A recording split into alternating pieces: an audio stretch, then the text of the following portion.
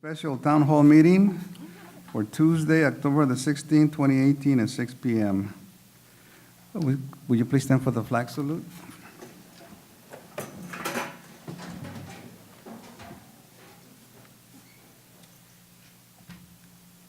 Hand over your heart. Ready? Begin.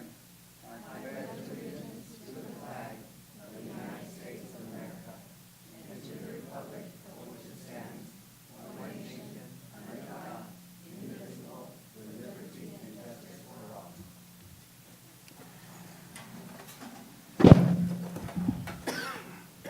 Roll call.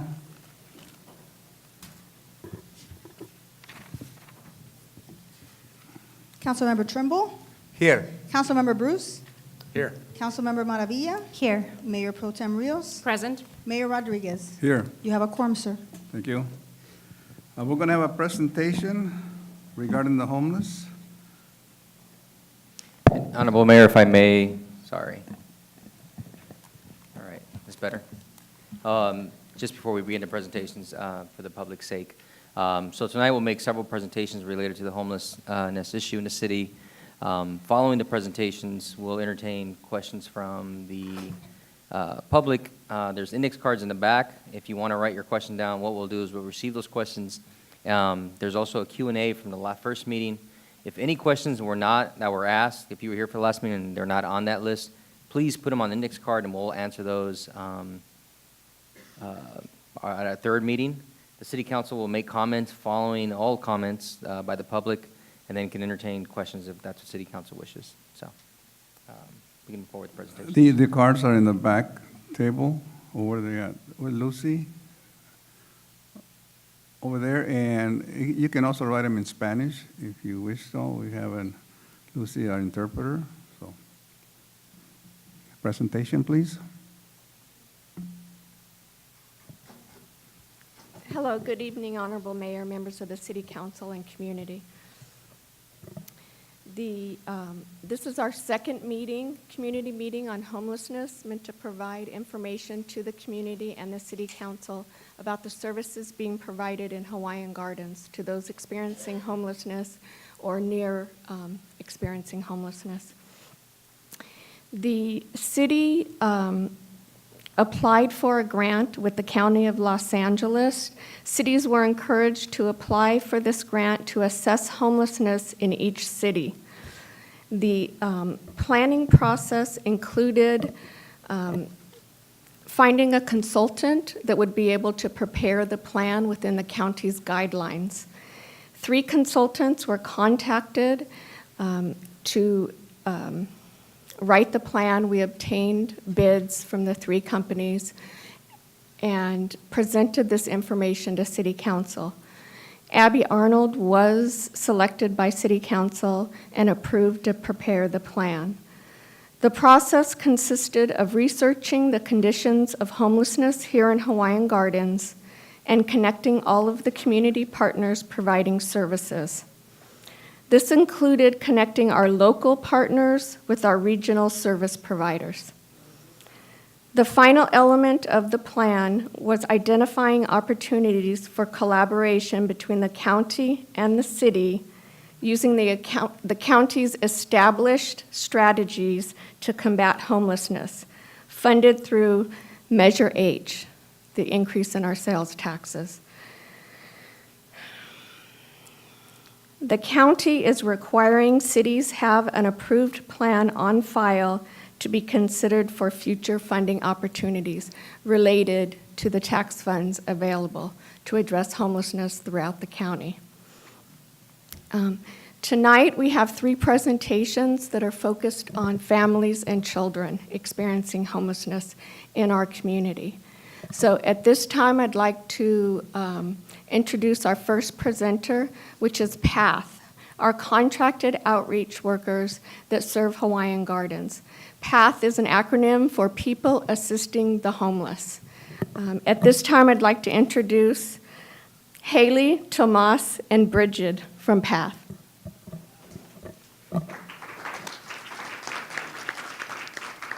Good evening. Thank you so much for having us here tonight. We're thrilled to be able to share about PATH and the work we do in your community. My name is Bridget Kelly, and I'm the Public Policy Manager at PATH. And as we take turns sharing information about what we do, we will introduce ourselves along the way. So again, PATH stands for People Assisting the Homeless. Today, we're going to walk through a little bit about who we are, what we do in your community, how to best help people experiencing homelessness that you come across. We'll also talk through some of the mechanisms that are currently in place to assist people experiencing homelessness and some of the program approaches we use each and every day in your community. PATH, again, stands for People Assisting the Homeless, and our mission is to end homelessness for individuals, families, and communities. We do this through a variety of programs, including, but not limited to, street outreach, housing navigation, employment services, and really connecting individuals experiencing homelessness to the services that they need in order to reach their forever home.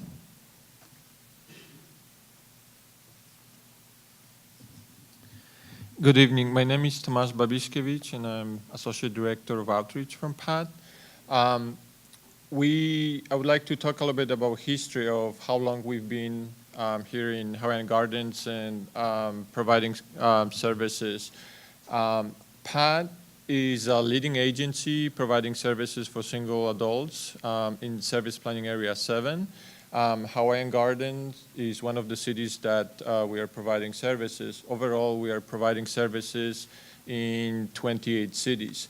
The region is divided into 4 LCAs. LCA stands for Local Coordinate Agency. And there's a lead agency for each region, and the primary focus are on the cities that are in that region. PATH provides services in Lakewood, Hawaiian Gardens, and Avalon, and overall oversees the entire program under the Gateway Connection program. We provide outreach services. We do screening of the homeless individuals for the services and make appropriate referrals. We provide case management on the streets, housing location, and ongoing supportive services. So basically, we walk somebody who is experiencing homelessness throughout the entire process, from the streets to their homes, and making sure that they are stably housed and they can sustain the housing on their own. We've been working really close with Way Out Ministries, Terrell, and the staff from Way Out Ministries. They've been referring a lot of individuals to us.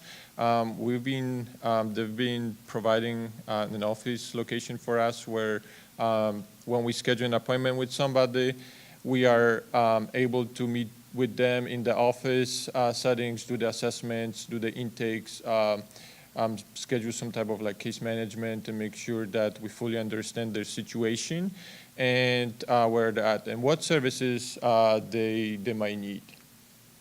What is street outreach? Our outreach workers are professionally trained, and they usually work in pairs, walking through the cities or driving around, and if they see somebody who is experiencing homelessness, they would get out and start a conversation with that person. It takes a lot of encounters quite often with somebody just to build the trust and relationship before we fully can get a full understanding of their situation. We meet those individuals wherever they're at. We want to make sure that when we're meeting them on the streets, we are providing services on the street so they're not necessarily would have to go to some type of program in order to access those services. We are housing centered, very friendly. We've got very friendly outreach workers, and we provide some type of basic necessities on the streets. So if they really need, for example, clothing or some access to food, we can do this right away.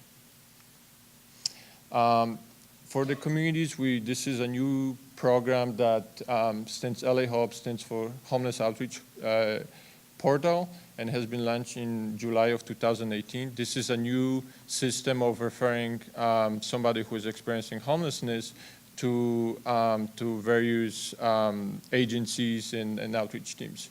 The way it works, somebody who would log into LA Hub system would make the referral describing the location, the individual, and that is experiencing homelessness, and an outreach coordinator would receive that request and would assign specific team that provides services in that area.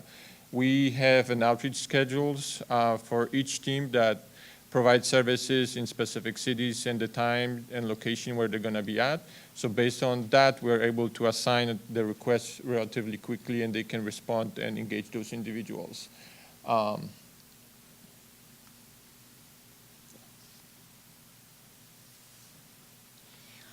Ultimately, all providers in your community that are helping people experiencing homelessness, they are utilizing what's called the coordinated entry system.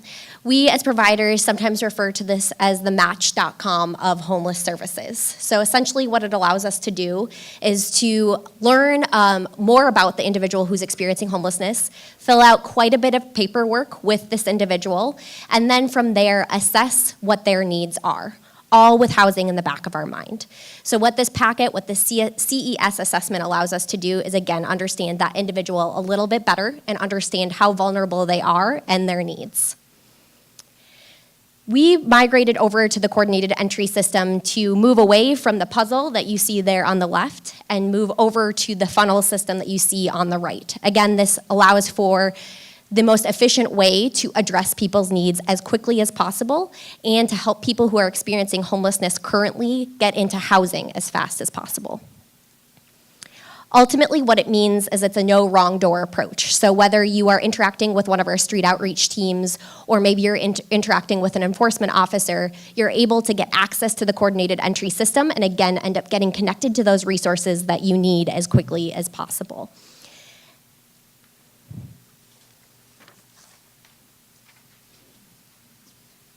Good evening, I'm Elizabeth Hager. I'm the Deputy Chief Program Officer at PATH.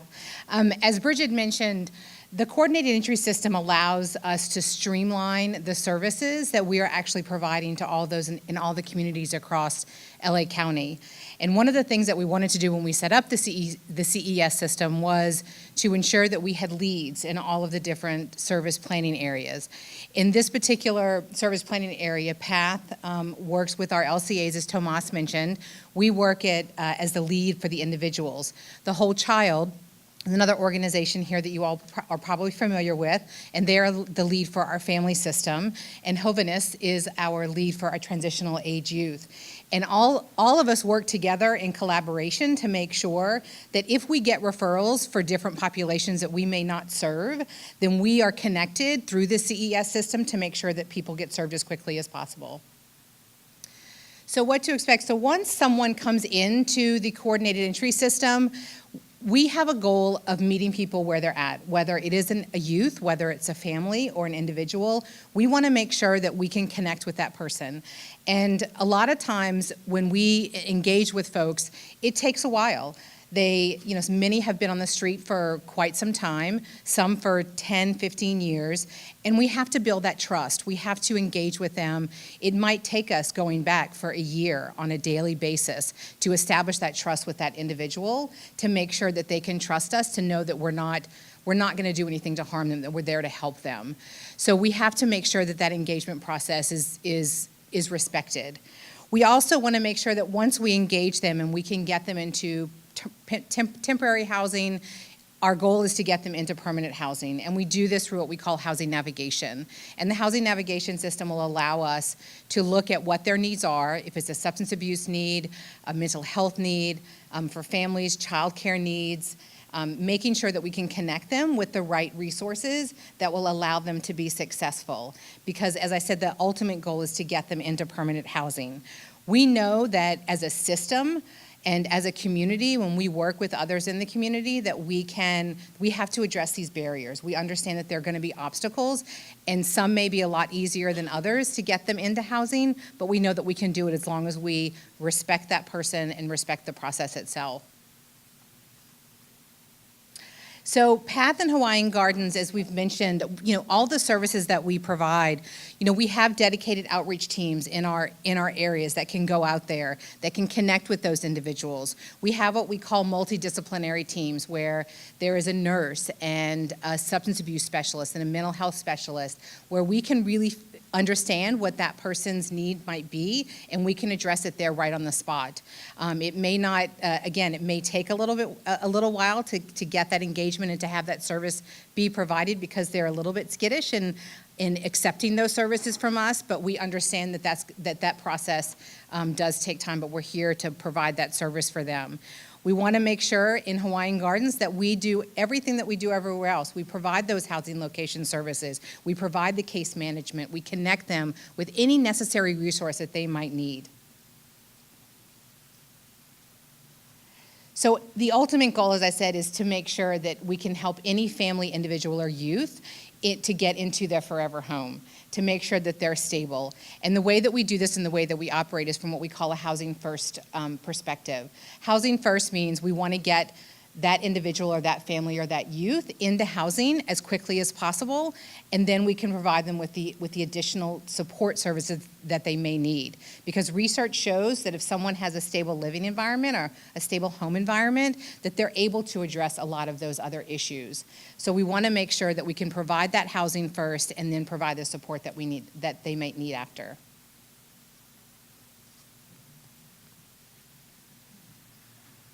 And really quickly, I would like to share a success story from Hawaiian Gardens. Our team, MDT team, was working with this individual for over a year, and it was really hard to engage this individual in the beginning and gain his trust. But after a while, he shared with us that he ended up being homeless because he lost his 3 children in a fire. And after a while, after a year, his wife, also, he lost his wife after a year. So he ended up being homeless, had a substance abuse issues after a while, and it ended up that he had some severe medical issues. Our team has engaged him. He has been working with our team since January, and just recently he was awarded housing choice voucher, like continuum of care voucher, and our team is working with him closely to find him a permanent supportive housing. So we are really happy that to share with you tonight our success story from Hawaiian Gardens. Thank you.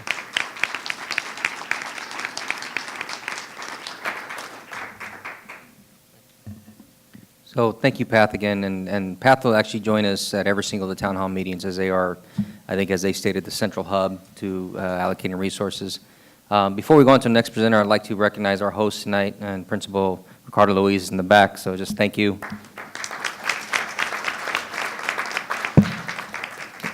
Linda?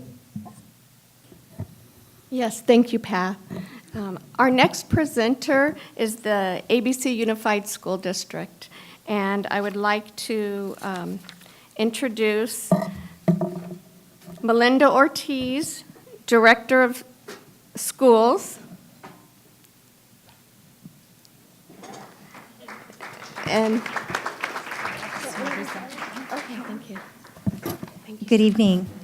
I would like to introduce our team tonight, who are our district social workers, Mrs. Tina Porter and Ms. Kendall Fujioka.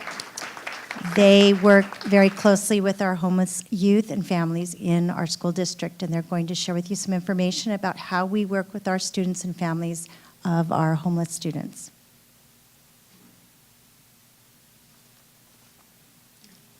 Good evening.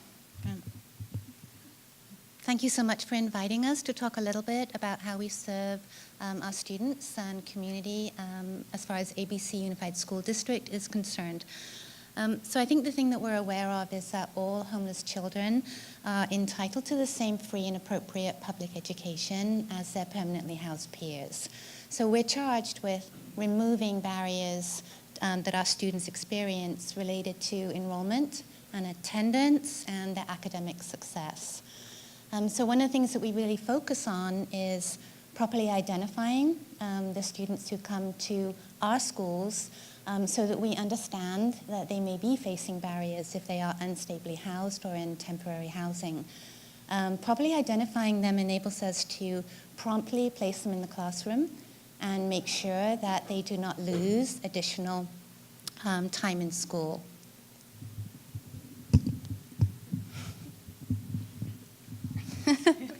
Okay, I'm taller than Kendall. So we know that homeless children are highly mobile, that they move up to 3 times a year on average, and every time a student moves, they face the prospect of losing 4 to 6 months of education.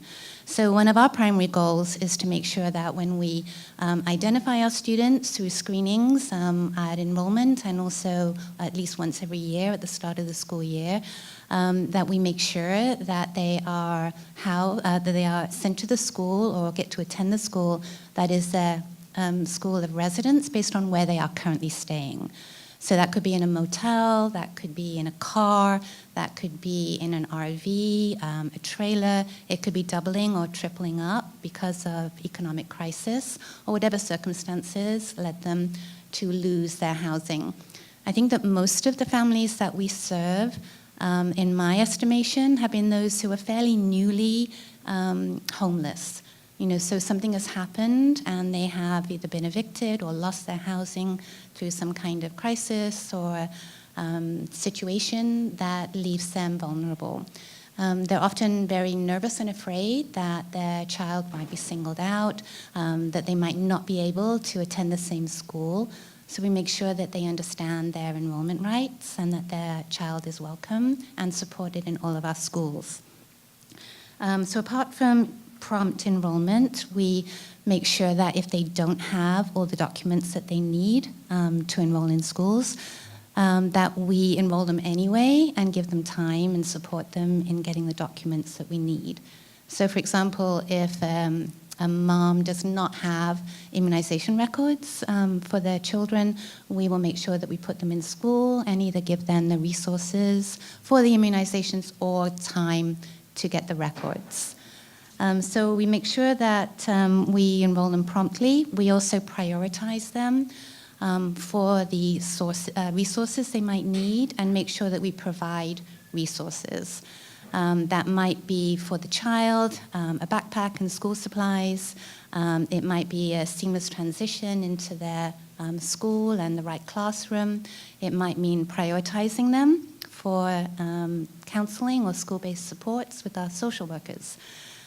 Certainly when a student comes to a new school, there's a transition and we want to make sure that our students are welcome. We provide referrals to housing supports. We provide transportation if any of our students are maybe outside of our attendance zone temporarily while they are staying with friends or in a hotel before they can get back to our school district. They may need a bus pass. We provide a tap card for a mom if mom or dad are bringing a student who is of tender years. The other services that we might provide, quick and easy transfer of records. So we make sure that we enroll and then get the IEPs or the transcripts that the student will need. We serve as an advocate for our families and our students. I mentioned our individual and group-based counseling, so we make sure that we prioritize their needs, connecting students and families with district and community resources, and training and staff development. So we want to make sure that our schools are aware of the rights and protections that the McKinney-Vento legislation provides for homeless school-aged children.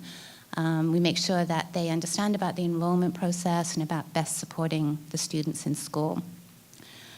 So we have some handouts at the back.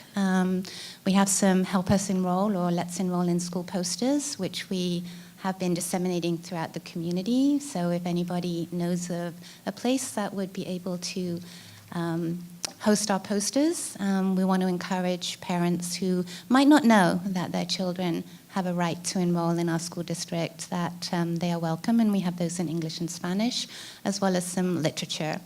Okay, thank you. Goodness gracious. So I don't really have much to add, but I would like to talk about just some of the things from the perspective of education, of what are we really looking at with our children who are homeless. Unfortunately, the reality is that it is not ever a child's fault that they are homeless. I cannot ever imagine a household where you are looking at a student, a child, being responsible for that family being evicted, for whatever that challenge might be. But unfortunately, they have the same stigma of homelessness that you will see of any homeless adult on the street, where we are doing our best to educate our children, but maybe the student doesn't want to sit next to a child who hasn't bathed in a couple of days. Maybe they don't want to be in a group with a child they don't believe is going to come to school with their homework prepared. So those little barriers that add up for our children. One of the things to know about homeless youth education is that less than 1 in 4 will graduate from high school. So ABC, we have this tremendous graduation rate of 96, 97%. Unfortunately, I don't have the data and statistics readily available, but because I think Path was saying, when they are not stably housed, how can they possibly access an education? How can they possibly have a safe place to go and do their homework every afternoon or every evening? We do provide access to tutoring, access to services where those are available, but unfortunately, it is a need that is absolutely unmet. One of the things about homelessness, the effects are cumulative. Yes. So when you are looking at a student who is, when you are looking at the populations of homeless youth in elementary school, about 25% will be meeting the academic standards for where they are supposed to be at grade level. When you get to middle school, that drops to 11%. So 11% of our homeless youth are meeting the grade level expectations, and you can see how that accumulates when they get to high school. Then they are credit deficient, they're missing a lot of class, they don't have those foundational learning skills. And one of the things that we worry about in ABC Unified is, what happens when they're no longer students? Where are they going? Then they are joining the community, they don't have strong job skills, they maybe don't have the education or the training to contribute in a meaningful way to the community. So we really want to try to educate our families and end that cycle of homelessness that you can sometimes see between the generations. One of the things that we do provide, this has apparently come up as a question, but we do absolutely provide nutrition to our students. Any student that comes and enrolls and is identified as homeless has automatic free lunch. That is not even questioned. We don't need the verification of the income or anything like that. If you come to ABC, you say that you are temporarily housed or you are in unstable housing, you will automatically be eligible for that free meal. I'm trying to think if there's anything else that I missed. All right, thank you very much.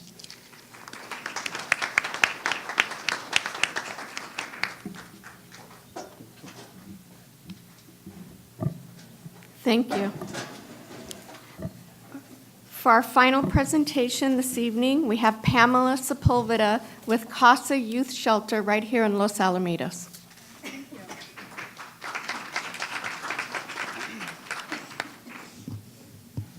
We're good.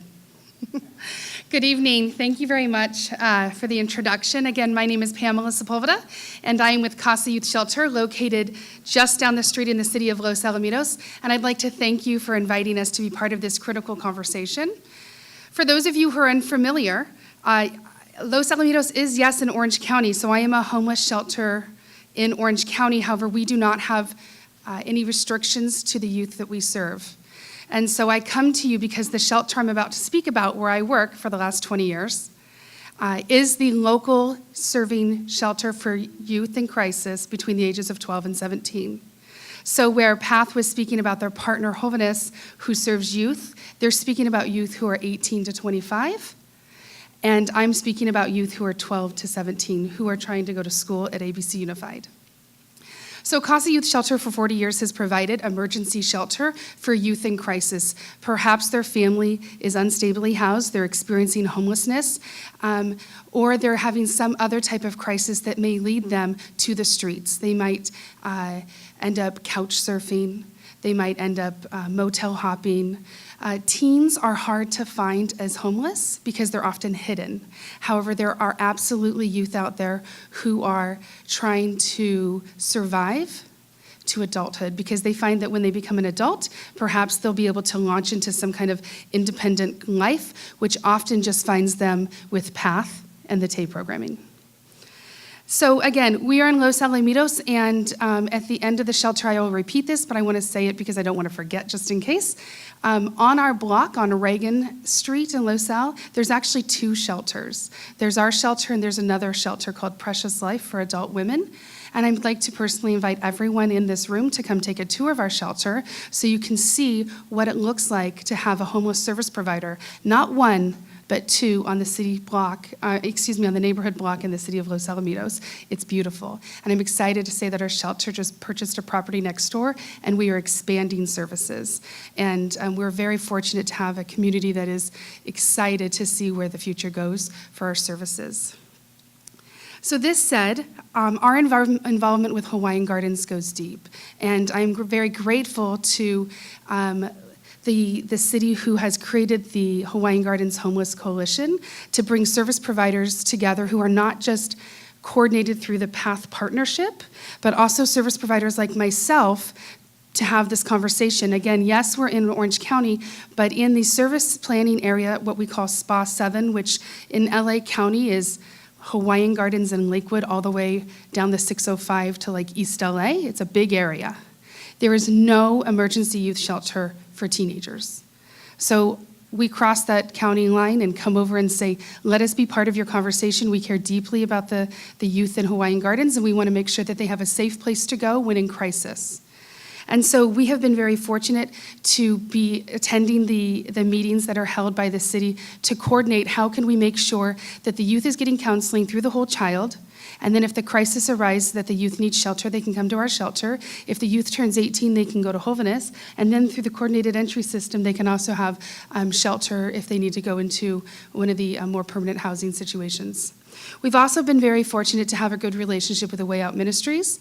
We've provided to not only Way Out Ministries, but also to the Fedi Family Resource Center. We have shared our wealth of donations.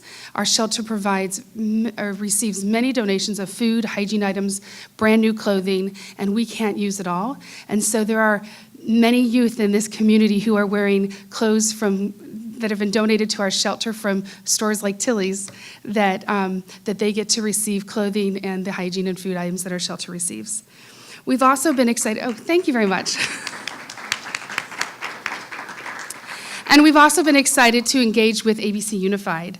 I've been to a lot of the schools in this school district to support the local community. I will be speaking at an assembly at one of the high schools on Friday. On Tuesdays, I'll be speaking to all of the 9th graders at another high school in this school district. Tomorrow, I'll be speaking at one of your elementary schools in the school district. And so the school district has opened their arms very wide to allow our service into the schools so that we can reach the youth who might know other youth who are experiencing homelessness. This said, we're also providing shelter to teens in Hawaiian Gardens. Now, the issue we're seeing at our shelter, I want you to think about the adult who's 18 to however old they might be. What happened that led them to live on the streets? Nobody grows up with this thought, I want to grow up and I want to sit on Carson with a sign that says, please, can I have some food? Nobody's really thinking that. So what happens is I see them at my youth shelter. And what that looks like is I'm seeing a 15-year-old whose family is in crisis. Maybe there's a new marriage, maybe there's substance abuse, maybe there's financial stress. We just came out of a recession. There's stress in families. And when families have too much stress, families sometimes don't know how to cope. Maybe they're utilizing services through an organization like The Whole Child, or they're having mental health services through the school district, but perhaps maybe that's not enough, and the family's in crisis and the youth runs. And if they run to the streets and then they're couch surfing and they're hopped from place to place and they're 17 about to turn 18 years old, I usually get them. And my intervention of shelter services is trying to prevent PATH's intervention. Right? I'm trying to prevent this whole conversation. And because I need to stabilize our teenagers. And so adult homelessness is not just, oh man, I lost my job and I'm on the streets. It might be, when I was 14 years old, the family crisis never resolved itself, so I couch surfed until I was 20 years old, from 18 to 20, because they kicked me out when I was 18. And then when I was 20, I just couldn't do it anymore, so I tried to go, stay somewhere else, and now I'm 23 and I'm on the streets. It's not a situation that starts overnight. It typically starts in the youth. And so I just want to highlight that piece. And for that said, that's why there's important work to make sure that we're all connected and that we understand the continuum, that somebody who's been chronically homeless for years probably started as a youth with a family crisis. With that said, we are also, they mentioned the coordinated entry system. I do want to just say, we are not part of the coordinated entry system because as a youth shelter who takes in teens, we do have the ability just to have the teen come straight to us because they are such a vulnerable, high-risk population. Some of the issues that we see at our shelter, to give you a snapshot, I like to say that we have teens who are experiencing the scary to the scared perspective. So we have youth who are victims of abuse, victims of human trafficking, victims of child abuse, parental drug abuse, and then in that trauma, they may become perpetrators themselves. And so they may become involved in the probationary system, and they may be making decisions that we just think that they're a bad, rotten youth, and they're just a traumatized youth. And so we're seeing a large spectrum of teens that we're just trying to make sure that when they turn 18, they are going to be able to maintain stable and safe and healthy lives. So with that said, again, I said I'd repeat it, and I remembered. I'd like to personally invite you all to come down to 10911 Reagan Street in Los Alamitos. You can email me or come down and just say, Pamela, the outreach director, sent me. I'll give you a tour. I'd like to show you what a youth shelter looks like. A lot of us have a stigma of what it might look like. We think of things like cots and wool blankets and slop on a cafeteria tray and clinical and dirty. And it's just a home with 6 bedrooms and 12 beds and a kitchen and a rec room upstairs where the kids can play video games. We do have a bigger backyard than probably you do. We have a basketball court, which is kind of cool. And then you can also see the other nonprofit on the street, Precious Life, which is just a beautiful property where women who are experiencing homelessness while they're pregnant can live. So you have the personal invitation. Thank you.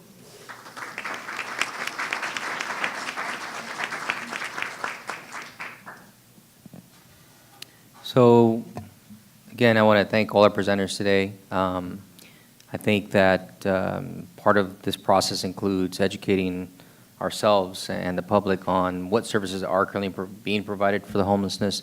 So please join me in just thanking them all at once. Thank you.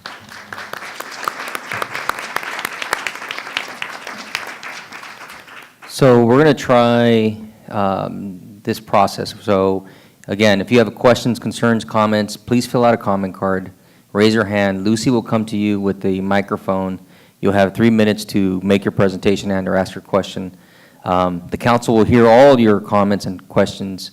When we're all done, the council will provide comments and input, and then anything that requires research with regards to answering those questions, we'll provide at the next meeting, just like we did for the first meeting. So again, if you have a comment sheet completed, please raise your hand. Lucy will come to you, and we'll get to everybody that has a comment or a question.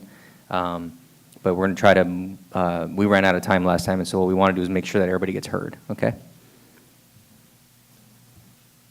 También la puede poner en español la tarjeta si la quiere llenar para hablar. So who's going to be the #1 candidate for So question? we're going to have oral communications. This is the time reserved for members of the public wishing to speak on items on the agenda, except for public hearing items. This period will be limited to 3 minutes per speaker. Maximum time allocated is 15 minutes. Upon conclusion, oral communications, the City Council will, at the direction of the mayor, may respond to any questions or statements that were presented by the members of the public. The City Council is prohibited by law from discussing or taking any action on items presented during oral communications. So, los que quieren hablar en español, tiene 3 minutos para hablar.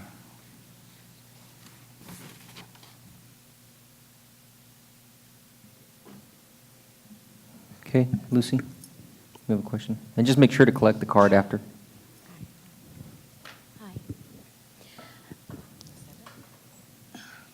Hello, I'm Antoinette Anguiano, and I'd like to say your PATH program sounds good, but most of the homeless, these are the older ones, of course, they are pretty much together, and they consider themselves a family. And it seems like your program, you know, it makes sense putting them in different cities and all, but a lot of them, when I've spoken to them personally, they would rather be like 4 or 5 living a family, you know, as a family, because others they cannot trust but themselves. They grew up with each other, they've been on the streets with each other, whereas others, you know, like you and me, it's just very hard for them to understand us.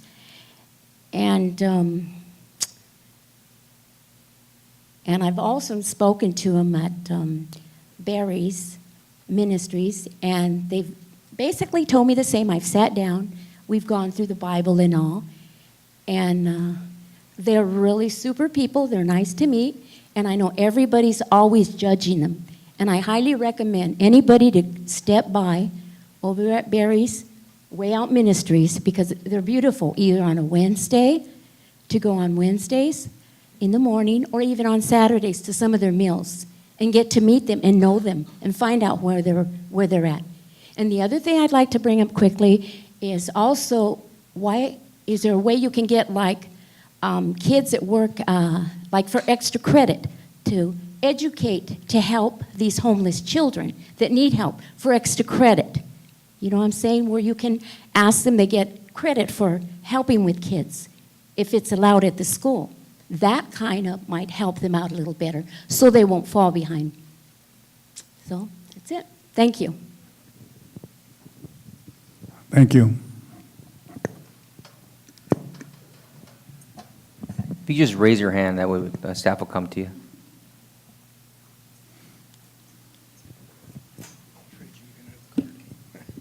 Okay, my name is Mike Laughlin. I'm currently a resident of Hawaiian Gardens down on 212th.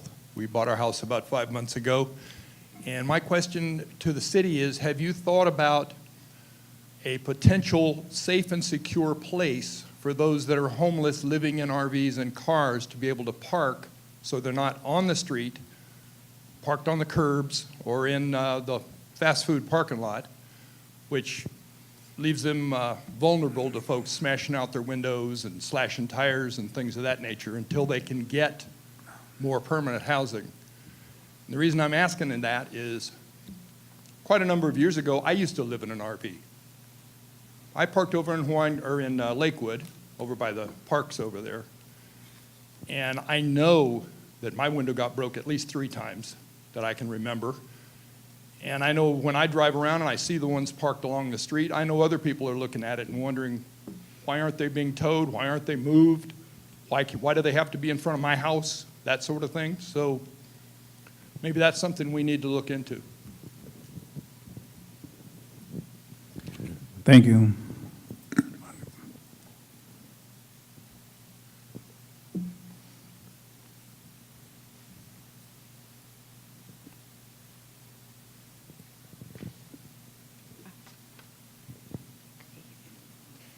Good afternoon. My name is Anna Rodriguez, and actually, can I have my card back? Sorry. So I just have 2 questions. One is, can you give us an idea of what the surrounding cities are doing, more in regards to, I know what Lakewood, I know that they're in our LCH or SPA 7, but I'm talking about Orange County cities, like the ones that border Hawaiian Gardens, you know, Cypress, Buena Park. What are they doing? I know Casa, you guys came and talked at my organization, which I thought was great, and Hoven is also, I got to know them. But what else, since you're in Los Alamitos, what resources are you guys providing for the homeless, and how is that working for, the cities? Now, I know Hawaiian Gardens is a really small city, and they always say we have a lot of homeless issues here. But I think it's more because of our density. Now, if you guys can give me an idea, that would help out, some of us, understand more what other cities are doing And my second question is, I don't think I really got an answer for this question. I didn't see it on the Q&A, but so there was a lot of talk about shelter beds, that we go and reserve shelter beds for, a homeless person. But what if we get an increase in homeless, our homeless neighbors, and there is no shelter beds? Then what? Is somebody going to put them in, up in their churches? I think that's all the questions I have for right now. So thank you. Thank you.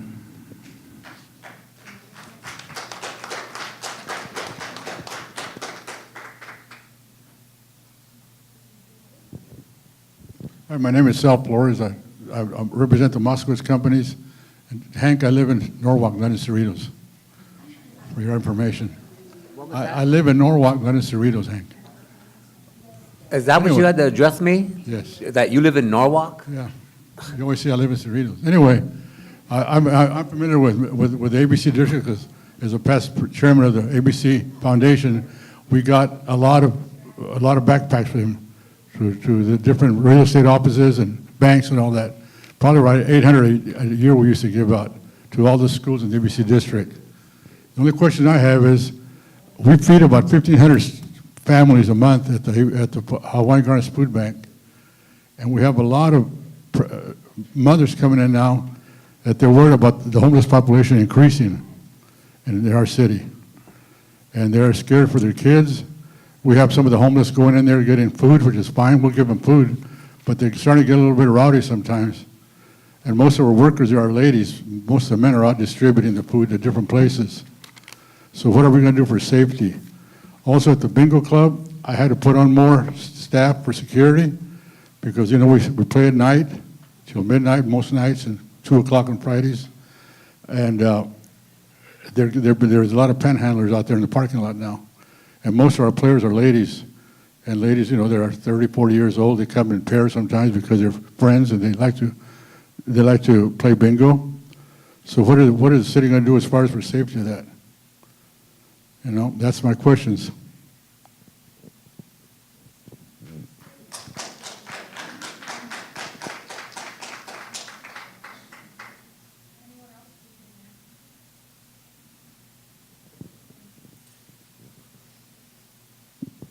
My name is Isabel Delgadillo.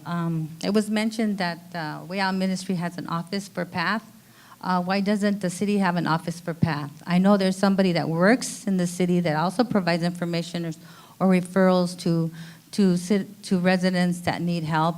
Why don't they have an office so that the PATH can provide that information for those individuals and for the families that live in our community? Also, I worked for Head Start for many, many years, and I would like to see some type of communication for all of this information, because I worked for the district, for ABC Unified School District, and I'd like to see those type communication to be provided to the Head Start programs and the state preschools also, not just school age, because we're talking about 0 to 12 now, and then that includes the Tracy Infant Center too. So.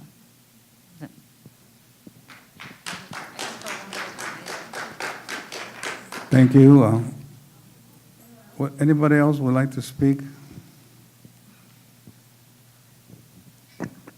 Yes. One of the questions that was asked at the last meeting, I had brought it up, was that the city had showers that they used to use years and years ago and stopped using because they found problems with the homeless, leaving needles and fighting amongst each other and everything.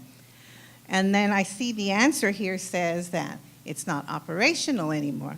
So what I'd like to know is the money that is being given to the city to help with the homelessness, why don't they use those funds to work on those showers and fix them up?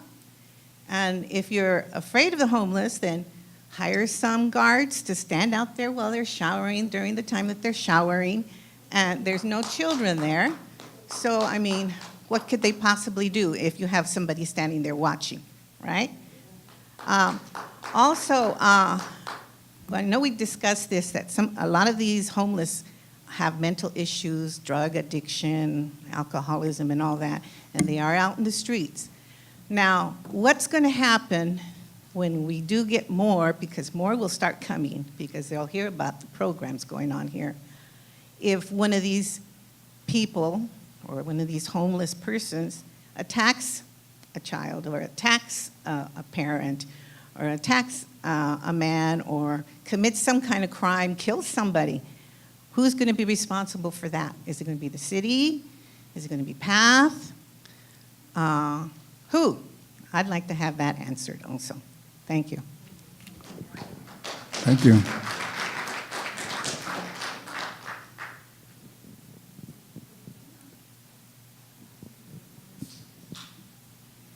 Hello, my name is Lorena, and first of all, I want to thank all of you guys for even applying for the grant, because it's a big step for the community. Everybody's so worried about the churches and everything else. You guys need to really focus on like the people that are actually homeless and the families. I got screened by Whole Child, and I couldn't get their help because they said that I wasn't in a motel yet. Now, I have a certain date to get out of the house where I'm living at with my grandmother, my kids, and my mom, which we're all staying in one room. You guys got that money, and you guys want to, people are suggesting for showers and stuff. I want to help out the homeless too, the ones that are panhandling. Just because I'm not panhandling does not mean I'm not homeless. You guys have a big lot on 226, or yes, 226 and I believe Norwalk. Do some low-income housing, some apartments, so none of us have to be homeless. Not the ones panhandling, not the mothers with their kids, not people that are turning 18. This city is supposed to be our youth, our future. Please, just take that in consideration. I'm going to be in every meeting because a lot of people are embarrassed, to come up here and talk. I'm not. I want your guys' help, and I want everybody that needs the help to get help. Thank you. Sorry, I do have more questions. Actually, excuse me, she said it was okay, so in preventing homelessness, I know I've been reading a lot about this, and we talk about people who are homeless, which is great. I'm glad we're all taking that initiative of, stepping forward and doing something. But, I keep hearing everybody saying, okay, we got to get to the root of the problem. Now, yes, social services is good, but has anybody ever taken really into consideration that, the majority of these people who are in apartments or renting or even homeowners, and if they're having trouble meeting, their income and the rent or their mortgage payments, and they don't have enough money for foods, what then? What happens then? How can they apply? Who did they go to? If they don't meet the income level to be considered homeless, but you can tell that they have, they don't have enough for the foods, what then? They might be too embarrassed to go to a food bank. How do you figure out who those people are? The schools, it's great that the schools are taking the initiative of trying to, figure out who, which families are homeless, but, not a lot of people share that private information. So, I think, one of the ladies from the school district was saying that, children who are enrolled in ABC school district and they've been displaced several times, they get free vouchers, for meals. Well, what about the other children, the parents whose parents are, don't make a lot of money, who, only maybe get 2 good meals a day where, they should have more than that. And my last question is, if we get all these, not just transients or chronic, but if we get an increase of people who want services, and what's going to happen with the money then? I'm sure you guys are allotted or, have set aside a budget for, all these programs, but if we get more people coming in, wouldn't that cost more? So, thank you. Thank you.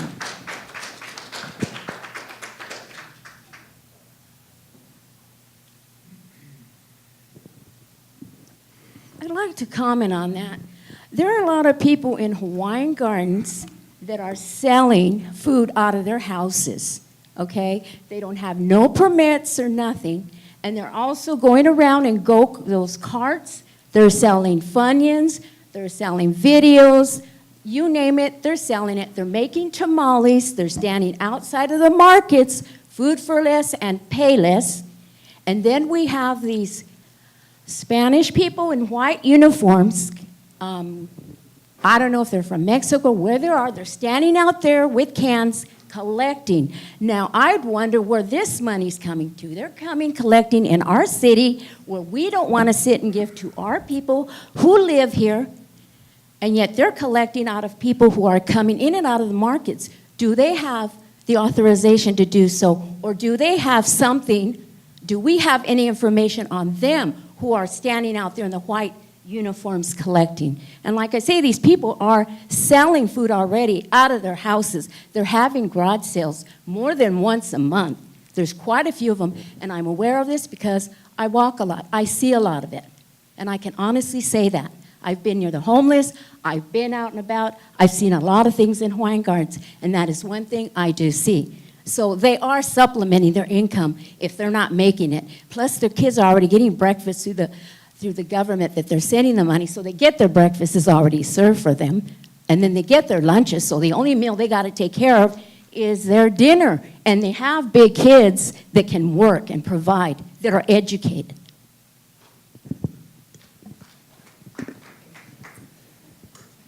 Hi, my name is Pete Benavides.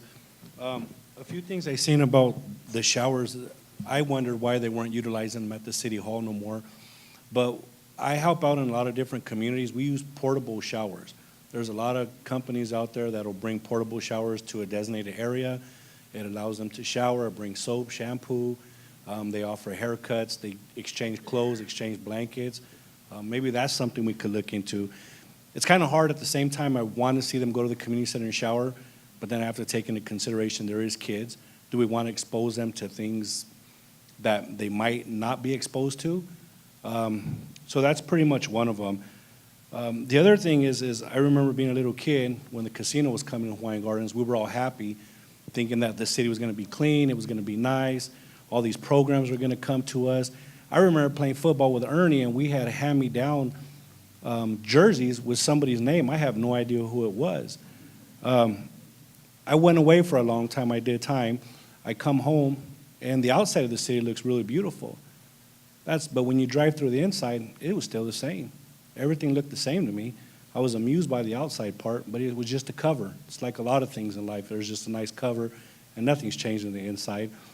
I know a lot of the homeless people. One thing that it is a lot of people are coming out of prison. A lot of people are coming from other communities that were in prison, and some people just have mental issues or drug issues or something might have happened in their past that brought them to their current situation. However, one thing I haven't heard tonight is nobody's really talking about how to educate them.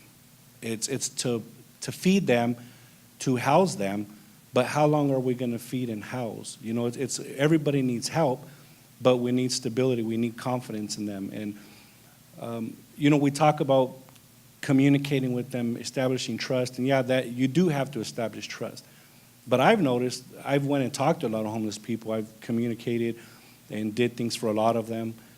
If you kind of actually just talk to them straight up and you meet them and talk to them like a person, their trust is there. It's not really something you have to gain. It's a respect. If you're trying to gain their trust, they know it's a sales pitch. There's a lot of BS behind probably what is being said. If you're just honest with them and tell them what's going on and offer it, that's the truth. And a lot of people are going to come from other cities because we're going to have this program, which I think is great. But maybe if you guys' organizations communicate with other cities and help them in their own cities and to keep it where it's at instead of bringing it. So thank you.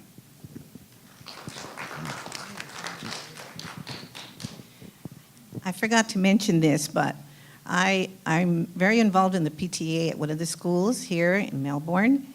And the children, the whole school gets free breakfast and free lunch. So does Ferguson, Probably Hawaiian. And Fedi also. Oh, good, see? So we're kind of covered in that as far as making sure the kids are getting fed. Another thing is, I was in Artesia earlier today and talking with a friend who's a business owner over there, and I was telling her about this program that's coming in over here. And I asked her, you guys have anything like that here? I don't think so. She says, but I've noticed that I haven't seen homeless people around for a while. They used to be here hanging out at the church. Now they're gone. So I know where they went, okay? And another thing, as far as people selling food and tamales and corners and CDs and all that, all I can say about that is that maybe this is the way of them not becoming homeless. By doing these little things, extra money to maybe help finish paying the rent, make sure they have food for the kids. So that doesn't bother me a lot as far as that goes, but that's all I wanted to say.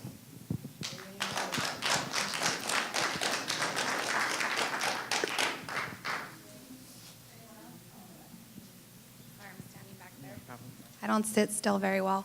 My name is Rachel Barrera. I live here in Hawaiian Gardens, and I also work as the outreach coordinator for the Way Out Ministries. I've heard some things said, and the Way Out is very close to my heart because my parents started it 36 years ago, and I worked there, and I've been so excited to see so many other organizations helping out. I've seen my mom do it on her own for so long, so seeing you guys come and work with the ministry and help with rides. And my mom used to put all kinds of people in her car, drive them to LA while we're trying to run the ministry. So it's been nice to see that there are people willing to help, people who have a heart for these people just like we do. And I'm thankful for your guys' partnership with the ministry and what you guys are doing to help these people. As far as the council goes, I just want you guys to open up your heart a little bit. I know logically speaking, you're thinking, oh, well, then we're going to have this problem, money and this and that. But there could be something that could happen and you could be homeless tomorrow. Take that into consideration. Now, maybe you have family that would take you in, or you have friends that maybe would take you in. But as they said, maybe for a couple of days they'll let you serve couches, but after a while, you could be in the same situation. So take that into consideration when you think these people are just terrible, they're out on the streets because they're hypes or alcoholics or whatever. There's a lot more to it than that. And as far as the kids go, I understand. My son has the biggest heart, and he will go to our community breakfast, and he's running around playing checkers with them, helping them get food. And I'm so thankful that he has that heart. It makes me nervous sometimes, 'cause I'm like, oh, they haven't showered in a couple of days. Let's not hug them. But I'm thankful that he has that. And these people are so sweet with him. They're happy to see them. They're happy to be treated like people. And that's one thing I think everyone needs to understand. These people are people. If they hurt somebody, they're responsible just like any other criminal who hurts somebody. It's nobody else's responsibility but that person. And we have criminals here too, other different things. And everybody's responsible for their own actions, and I understand a lot of these people are homeless because of choices that they've made, but some of them, it's just a lot of bad luck, and they're people. And I think, if we become a city that's willing to help those people that are hurting, what's so wrong with some people from Artesia coming over here because they can't find the resources in Artesia? I don't think that's a bad thing for our city to be known for. Thank you.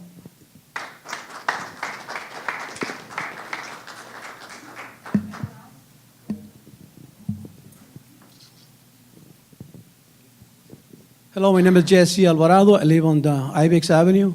One of the things I noticed lately, I've been talking to business owners, and what I found out is that obviously we have more homeless, but business owners are concerned about the homeless because they're coming into their restaurants, grabbing people's food. They come into a beauty salon asking for money, and my hairdresser goes, Jesse, look, a homeless came the other day and asking for money, and he got upset because I wouldn't give him money. So my client turned around and pulled some money out of the purse. She walked away because she was afraid that this homeless will take my purse away from me. And so the lady put a few dollars and gave it to the homeless, and the homeless was using verbal abuse to the owner or the hairdresser, because he was mad. He was threatening and stuff. But he goes, Jesse, look, the thing is, I have a lot of clients that come from outside Hawaiian Gardens, and they don't want to come no more. So there's an impact on people's business. Now, if they don't make any money, who's going to make the mortgage payment, the rent payment on the business? And there's a bakery on Norwalk Boulevard. He says, Jesse, they come inside my bakery, they grab the bread. You know what I do now? I just give it to them. So who's going to be responsible for the misbehavior? See? So there's an impact right there that they don't call the sheriff because they know they ain't going to do nothing. They can't do nothing. So that's a problem. Most people, I ask them to come here, and I don't see them here. These people are busy for whatever reason. In fact, someone texted me, Jesse, I can't make it. But they know that they call the cops.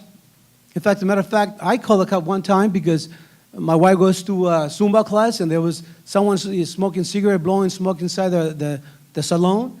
And I called the sheriff and says, you know what are they doing? So I was back and forth. Look, I don't know what they're doing. I wasn't there, but my wife called me. So they finally went, they show up, well, he's not doing nothing. But when I called the sheriff, I said, well, maybe he's just there, maybe just this, maybe just that. But they wouldn't go. But they still went, and they do nothing because he was not harming anybody. But it's still a misbehavior that was affecting other people. They're trying to do their thing. So anyways, I know there's, and there's empty lots where they're gathering now. So like someone said, I know they're coming here, and then the more we serve them, the more they're going to come. And who's going to be responsible for all that stuff? I know some of these people are mentally challenged, and I know that they can do some things, but, if they harm somebody, well, I definitely I don't want to be harmed or my kids to be harmed. Who's going to take responsibility for those damages? Thank you.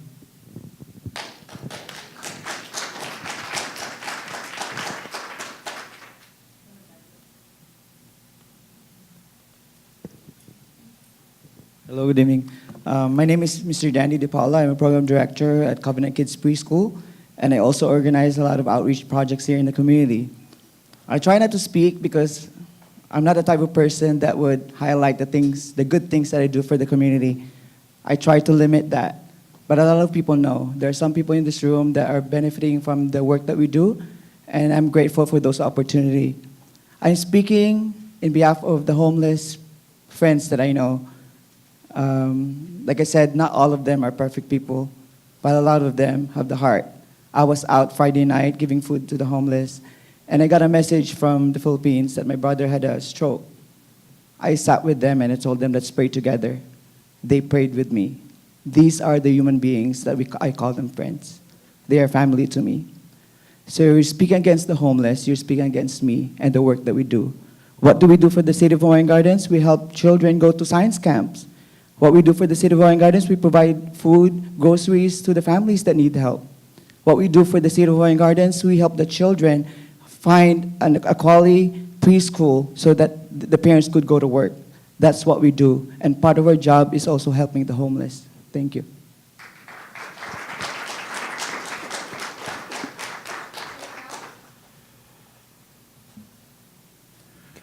Seeing no one else, I guess we'll close oral communications.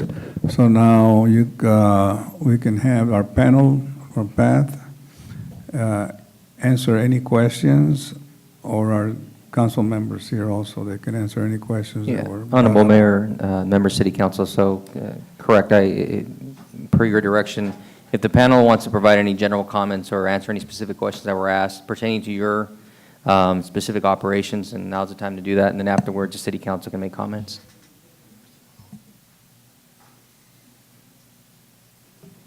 Hi, again, my name is Pamela Sepulveda. I'm with Casa Youth Shelter. There were just a few statements made that I'd like to give our shelter's perspective. I do want to clarify I'm not with Su Casa. Su Casa is an amazing domestic violence shelter in the local area. I am with Casa Youth Shelter. It's a different shelter providing shelter for youth ages 12 to 17 experiencing crisis. While I speak, you may hear me refer to this situation as people experiencing homelessness, just like you might have people running marathons and people eating hamburgers. We're all just people, and these are people experiencing a situation. So I'm not going to be using the term homeless people. I'm going to be using the term people experiencing homelessness. There was a question about what are some of the neighboring cities doing.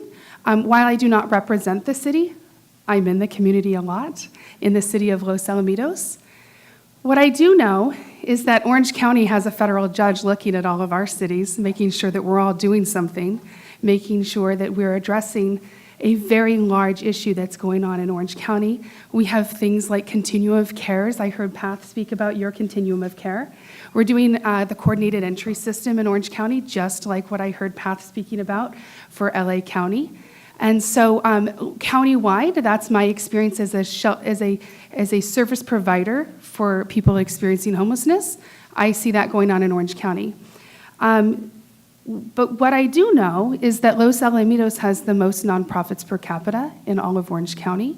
And to name a few of them, you have Casa Youth Shelter, a shelter that provides not only 3 hots and a cot, but also comprehensive counseling services for youth. We have Precious Life Shelter that provides emergency shelter and those wraparound services as well for adult women who are pregnant. We also have a nonprofit called We Care, which is food and clothing distribution, as well as housing assistance for people experiencing homelessness. We have Grateful Hearts run out of Cottonwood Church. And we also have at St. Isidore's Historic Plaza, we have the Orange County Food Bank that comes out and provides food for people with food insecurity. So there's a lot going on in the community of Los Alamitos, and I'd also like to say that a lot of the people receiving the services are not residents of Los Alamitos. They might be residents of Hawaiian Gardens. They might be residents of Garden Grove. They're residents of lots of different places. And for the 20 years I worked at the shelter, I've not been attacked by anybody who's experiencing homelessness, and I've not been scared. So I'd like to, again, encourage you to come to the city of Los Alamitos to see what that looks like when you have a lot of service providers experiencing people in crisis. The last statement I'd like to make is, on my badge here, you'll see some fancy initials after my name, LCSW. That means I'm a licensed clinical social worker, which means the state of California has said I can be a therapist.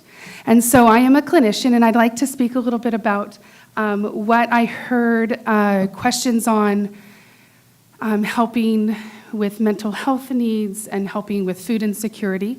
And so I'm going to, for those of you who might be familiar, I'm going to review something called Maslow's hierarchy of needs. And this is a pretty widely accepted concept within psychology, that before we can work on mental health and drug addiction, we need to have some very basic needs met. We need to have things like safety. We need to have water and food. Then we can have shelter after that. Once we have water, food, security, and shelter, then we can start looking at community. And now we can start engaging in community, and then we can start engaging in mental health improvement. And once we have mental health improvement, we can start looking at what we might call self-actualization, which is living the best life you can. So what I'm bringing this up as, it's very difficult to treat someone with a mental health issue who's hungry or who is itching because they haven't had a shower in a week and a half. And so I just wanted to bring that insight coming from myself as a clinician who works with people experiencing crisis. And when we're experiencing crisis, we often don't have our best cognitive skills with us. And I also do want us to consider that the experience of homelessness can sometimes cause mental health issues. So thank you for your time.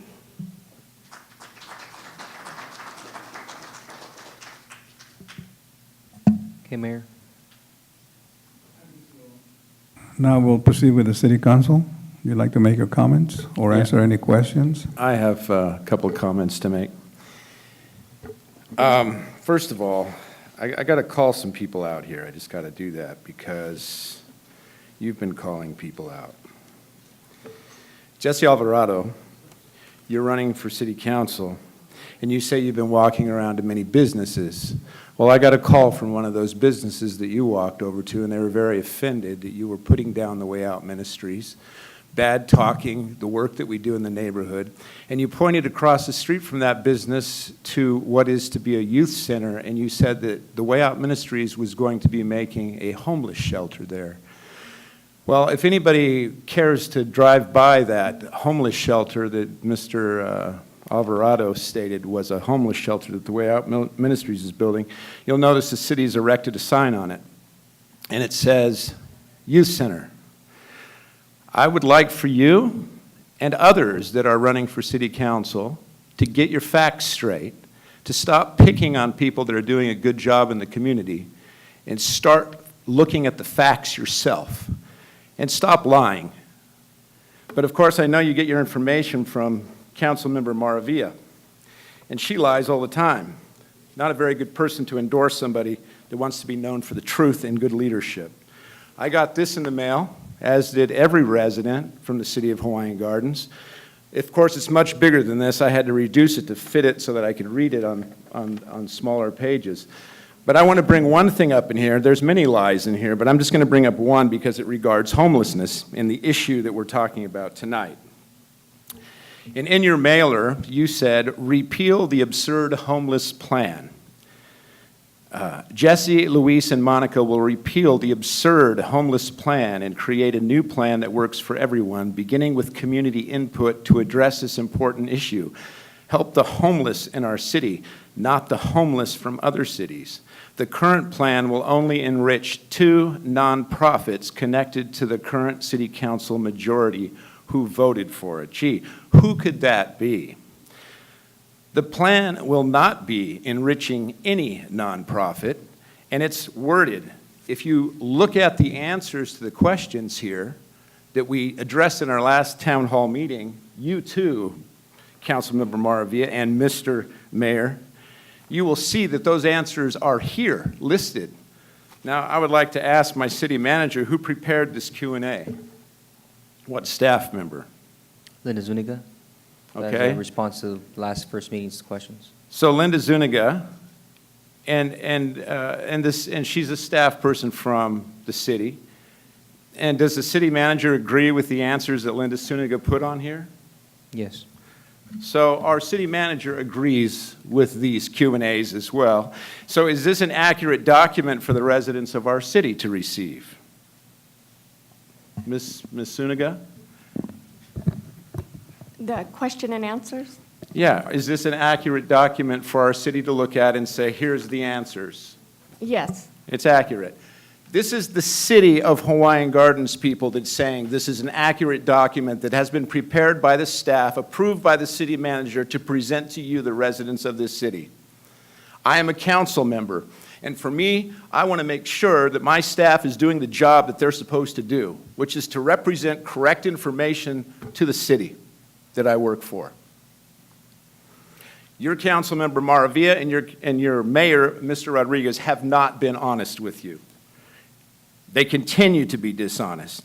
There are not 2 nonprofits receiving any benefits from this plan, nor are we named in the plan in any way, shape, or form to receive benefits. And if you would simply read the plan yourself very carefully without people like Mr. Alvarado telling you what it says, you would discover very quickly that these are not truths. These are lies for political agendas.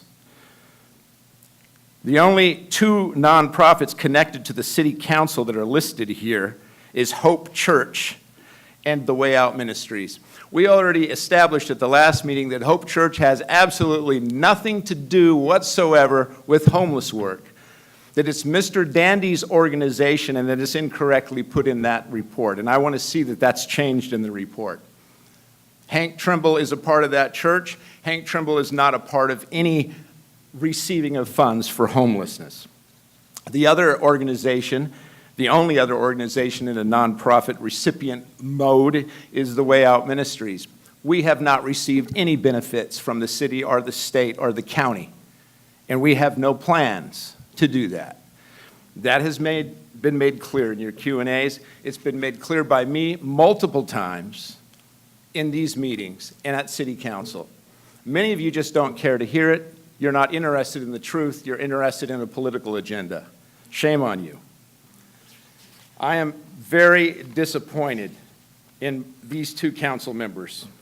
And I'm very disappointed in Tony Mendoza, disgraced senator who has stepped down, going around and passing out flyers with them. This is ridiculous, folks. You are my city, and I love my city, and I hate to have my city lied to. It makes me so angry. It's the reason I came on city council 9 years ago, was because my city was being lied to. And I fought lies for 9 years, and now I'm fighting lies as I'm going out the door, and it's disgusting.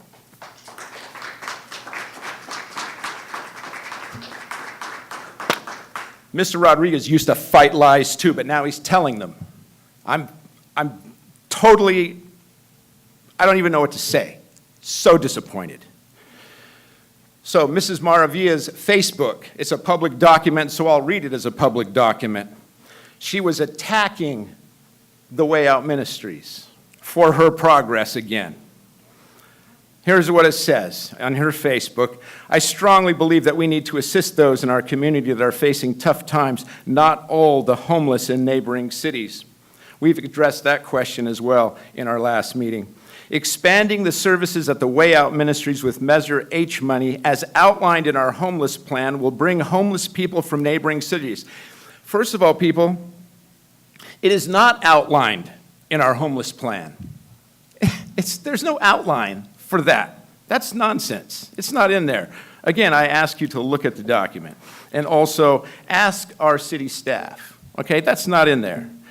Expanding the services of the Way Out is the Way Out's business. We'll decide if we're going to expand our ministry or not. I'm the director of that ministry and the executive director, and if I want to expand services at the Way Out Ministries, you bet I will do that. And I expand services at the Way Out Ministries based on the need around me, and we try to reach those needs. So I'm sorry if you don't like the needs we have in our city. But as long as the Way Out Ministries is there, and we've been there for 34 years, we will continue to operate just the way we have operated. And we have homelessness in our city, and that's why we started a resource center. And it's a good thing. Skid Row, she says, offers the largest concentration of nonprofits for homeless, yet they have some of the largest encampments. The encampments people were in Skid Row before the nonprofits were there. They, again, were responding to the need that came into LA, and they still are responding to those needs. Thank God they are, because the need is there, people.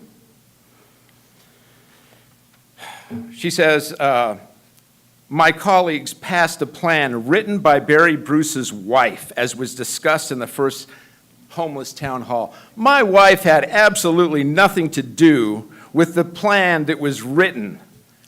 How dare you lie like that? My wife I'm sorry, she actually said that. It's on camera. She said that she wrote the plan. No, you heard what you wanted to hear in your devilish little response for your political causes.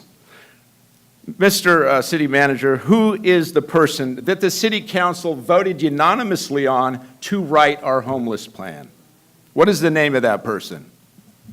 Abby Arnold was contracted to prepare the homeless plan. Yes, and we had 3 choices, and we chose Abby Arnold, and the entire City Council voted on that. Maybe you all should check the record.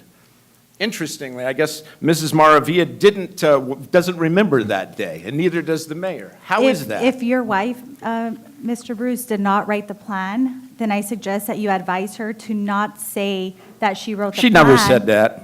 I was here present. Well, you show me the recording. I will love You to show do me that. the recording. I will love to because do I that. can certainly show you the Unless I receipt heard incorrectly. that we She paid was Miss here. Abby Arnold for writing our plan. And I can certainly show you your vote in the minutes where you voted for Abby Arnold to write our plan. But your wife said that at the last homeless town You are a hall. liar, Mrs. Maravilla. Okay, I You have must have lied misheard. so many times on this council, and the mayor who's pounding the mallet is a liar as well. Tony Mendoza, I don't know what the heck you're endorsing here. I don't know what the heck you guys are doing out there, even being candidates. You don't deserve to be candidates. You are people that don't know what you're talking about, and you are people that are hurting this community because you're lying. You are not honest leadership for Hawaiian Gardens, and you're certainly not going to have my vote. Is that it? That's all. Next? I can go next. I can go. Let her go. We'll take it down the line. I know that there's been various comments, but I'd like to bring back the point of the meeting tonight, which is talking about families and homelessness. So let's go back to the ABC school district. I know you said you serve 10% of the population that's homeless. What do those numbers look like?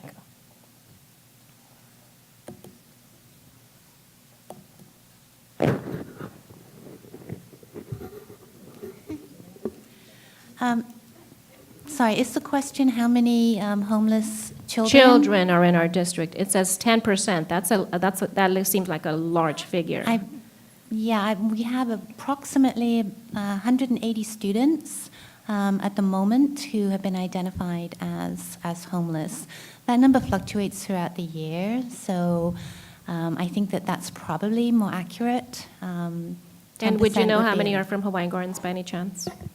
The breakdown that we have obviously is don't? for each school. You know, Right. so because they serve children from different cities, we don't have accurate numbers for the cities themselves.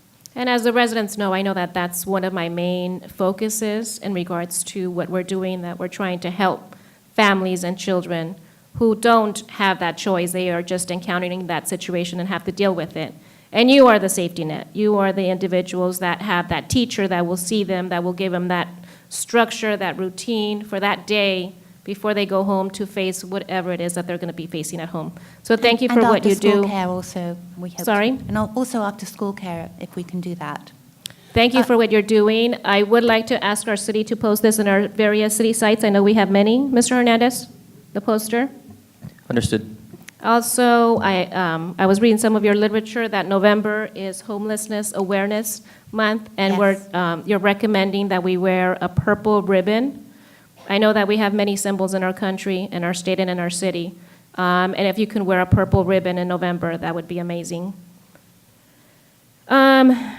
Yes, Rosie is no longer with us, but yes, we do have free lunch available to all of our schools in Hawaiian Gardens. Melbourne, who serves our population here, Ferguson, Hawaiian, and I wasn't aware of Fetty, but Fetty as well. So thank you for doing that because those meals do make a difference.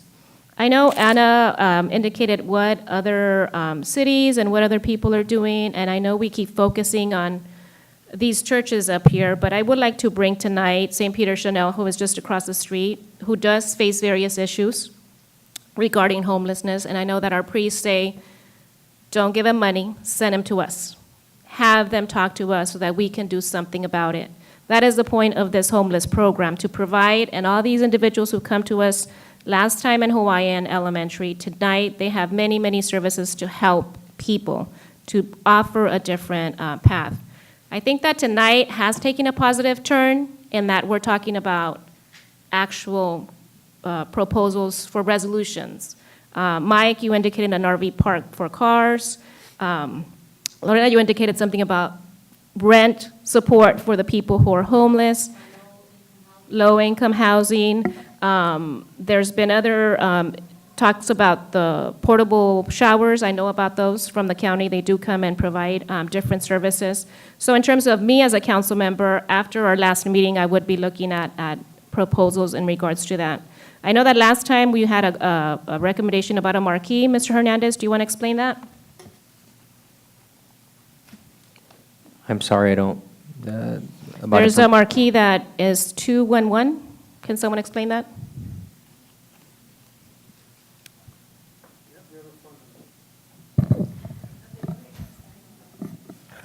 So LA Hop, the online portal for requesting outreach services, if someone does not have access to a computer or online services, you can call 211 to put in a referral over the phone for outreach services. You can also call the Public Safety Center here in Hawaiian Gardens and give us the location, and we will put in a request through the online portal. It's la-hop.org, lahop.org. And Mayor Pro Tem, my apologies, I didn't realize what 211 was, but that information has been put on the city's marquee and the city's website. And that was as a request from the residents, and that is why we're here to hear from you.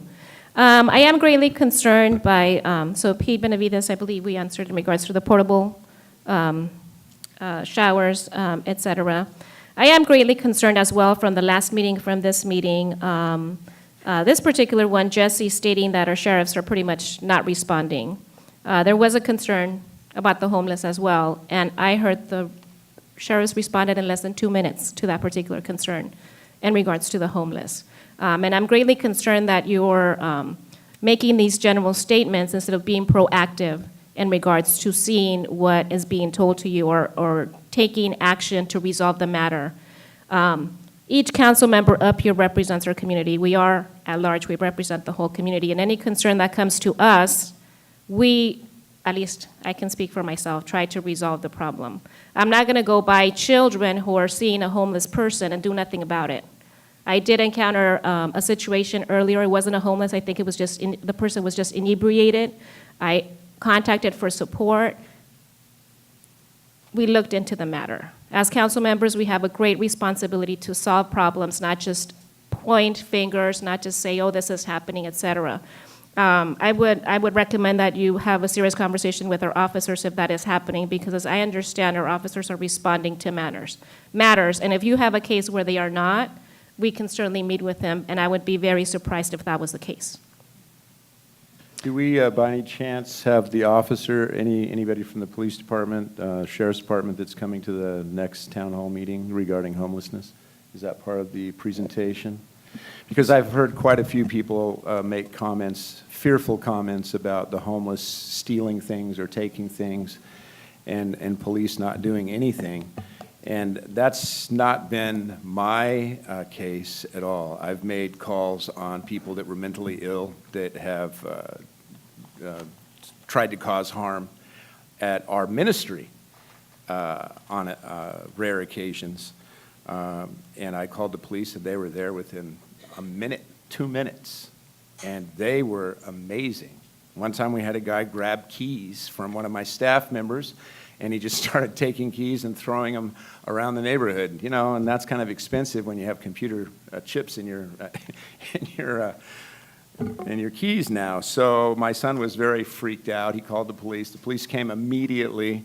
The guy had gotten away, but the police came back 6 hours later with his keys. They had found them and brought them back to him. Now that's unbelievable. That's great policing. And you wouldn't get that in a regular community. So that's one of them, you know. Another time we saw a homeless person across the street messing with one of the businesses, giving them a hard time. We called for them, and the police came immediately and apprehended that person. So my experience is that they're very responsive, much more responsive than they've ever been in the past.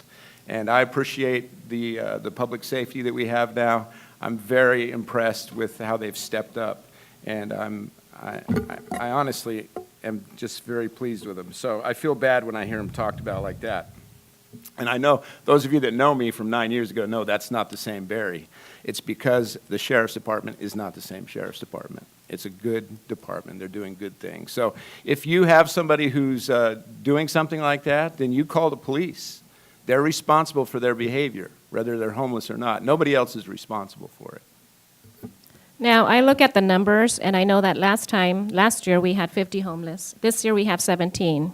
I know that our residents are being pushed, that this number is increasing, this number is increasing. I know if that's the case, our county services will come in and assist us. It is alleged that I'm a teacher. Of course I'm a teacher, and I care for our kids. And I ask you to do something about it if you see any children in danger. That is not just my responsibility as a teacher, that's just your responsibility as a human being. If something happens and you do nothing about it, the ultimate responsibility falls on you as a viewer, as the person who has seen that action. We need to go ahead and do something about it if we see situations that are dangerous. And I know that they're trying to push fear, but I really would like for you to listen to our experts, the people who are certified as psychologists, people who are assisting people with needs, that they are the ones that are making a difference. And as Officer Diedrich said at our last meeting, the goal is to eradicate homelessness. We want 0% homelessness. We don't want more. We want 0%. And if there's anything that we can do, let's go ahead and work on that. And my last point is in regards to the businesses. Mr. Hernandez, can you please let our residents know what we're doing in regards to that? So staff is reaching out. We're going to strategize to reach out to all those businesses in the city to provide what's called a letter of agency. A letter of agency allows the city, the sheriff's department, to enter their facility to address issues such as a disturbance with a homeless person and other type situations. But we have to have those letters filled out and received by the time that the call comes in? So I would just, and that pretty much is my concern with the businesses, because not only do we want to lessen them, we want to increase more businesses in our city. Mr. Alvarado, are you noting, because it was your concern about the businesses?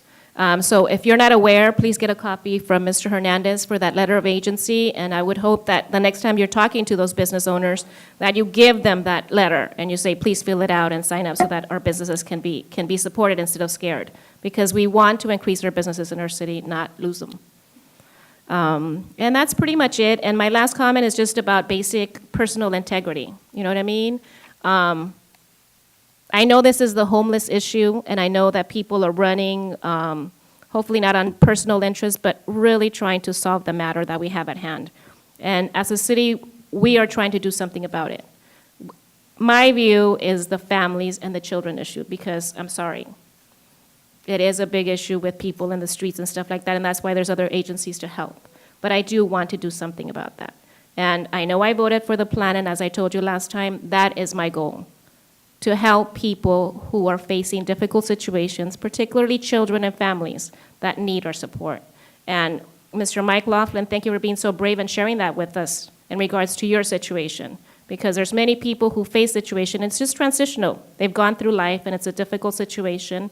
And I got emotional by the school district presentation, because I know at one time we faced not necessarily homelessness. A family took us in for a little bit, and my security was in the district.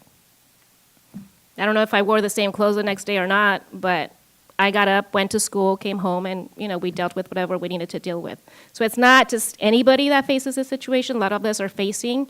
And thank you for the people who are standing up and doing something about it, instead of creating fear and saying, oh, this is going to scare us or hurt. There's various situations in our life, and God is good, I'm sorry, but He's the one that ultimately has the power, and in many ways. So I know it brought back issues with my childhood, but thank you for what you do, all of you. Thank you for being here tonight, and continue doing your good work. And if I may jump in with a few points of clarification, Bridget with PATH, my apologies. I just wanted to quickly touch base on the LA Hop portal that we talked about. I think this is a great resource for your community. It came online just this summer. It's being used throughout LA County, and it's meant to be one place where you as a community member can go to provide information about someone you're concerned is experiencing homelessness. This information goes directly to our street outreach teams, and the appropriate team is dispatched to connect with that individual. So I think this resource can change the way that can help modify and make better the way that your community is able to respond to people experiencing homelessness, because you have a direct place where you can go. And just to clarify the connection between 211 and LA Hop, when you call 211 and say that you are concerned about someone experiencing homelessness, they are now trained to also use LA Hop and be able to provide that information through the portal, so that again it reaches the outreach team so that they can be appropriately dispatched to that individual. So I wanted to provide that point of clarification. Thank you. I'd like to make a few comments. I'd like to thank the panel. You guys were fantastic. And I'm glad to see we got professional people looking out for this homeless problem. I got bad news for all LA residents. We went to speak concerning casino matters in Sacramento. And we went across the street to take a walk to look at the monument, Veterans Monument, and there was a homeless person on the corner panhandling, saying, I got to get down south because it's getting too cold here. So it's getting very cold there. They're going to come somewhere in LA, so I don't, that's what they do. But Mike, we don't have any room to park a Volkswagen in Hawaiian Gardens. RVs, that's way too much for us to handle. I know Walmart lets you spend the night, because like 10 years ago I bought an RV, 15 years ago, and I took my wife and my son to sleep at Walmart right here because I seen other people do it, so I did it just to experience the Walmart, It's safe, it's big, it's fun, but, Yes. And I like what your sisters had to say today. They're positive, looking for answers, suggestions. Why doesn't PATH have an office in the city of Hawaiian Gardens instead of at the Way Out Ministry, well, I used to be an employee for 17 years. To deal with homeless people, you got to go the extra mile. You got to ask them the same questions in different ways. You got to deal with these people in kindness.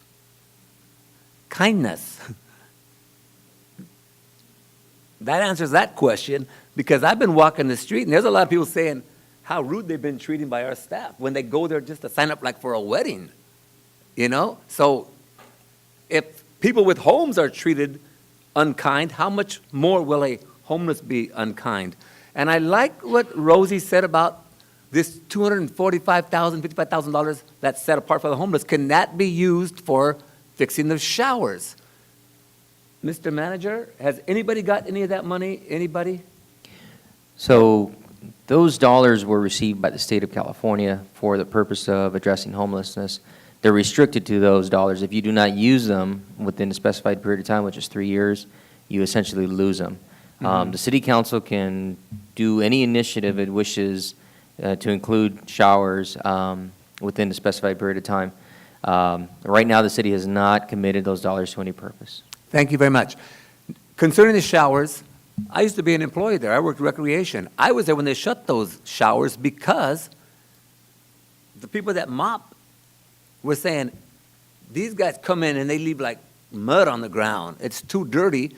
And just by coincidence, see, we have no storage. We have no storage in the city of Hawaiian Gardens. Now that we got these storage places, they let us use a couple storage units, but before that, we had no storage. So it was wisdom at that time in recreation to shut the showers down and use it for storage. So it's full of storage stuff. That's the truth. So, so I liked what Rinaldo's sister said about that. And Jesse, you know, on TV, in a court case,